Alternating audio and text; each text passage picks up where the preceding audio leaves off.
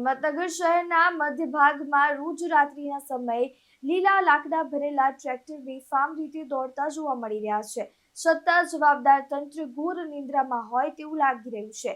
ખેડતસિયા road પર દરરોજ રાત્રે 10 વાગ્યા પછીથી સવાર સુધી આવા ટ્રેક્ટર પસાર થતા હોય છે. ઓવરલોડ લાકડા ભરેલા આ ટ્રેક્ટરો પસાર થતા હોય છે, જેનાથી સ્પષ્ટ થાય છે કે કોઈના કોઈના આશીર્વાદથી આ ગેરકાયદેસર પર્યાવરણ નાશનો ધંધો ચાલી રહ્યો છે. સ્થાનિક નાગરિકોનું કહેવું છે કે આવા ટ્રેક્ટર કોઈ રોકટોક વગર શહેરના મુખ્ય માર્ગ પરથી પસાર થાય છે, છતાં ફોરેસ્ટ વિભાગ કે પોલીસ વિભાગ દ્વારા કોઈ પણ પ્રકારની કાર્યવાહી નથી કરવામાં આવી રહી.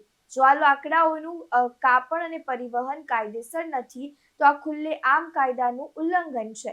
હિંમતનગરના ખેડતસિયા રોડ પર દરરોજ રાત્રે લીલા લાકડાનો ગેરકાયદેસર પરિવહન ઓવરલોડ જઈ રહ્યા છે.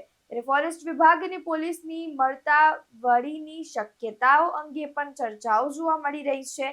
લીલા લાકડાનું કાપણ પર્યાવરણ અને કાયદા બંનેના ઉલ્લંઘન સમાન છે. પર્યાવરણ બચાવો, વૃક્ષો વાવો, વરસાદ લાવો, બધું માત્ર કાગળ ઉપર જ અત્યારે જોવા મળી રહ્યું છે. વિહુસી ચૌહાણ સાથે ચક્રવાત ન્યૂઝ, હિંમતનગર.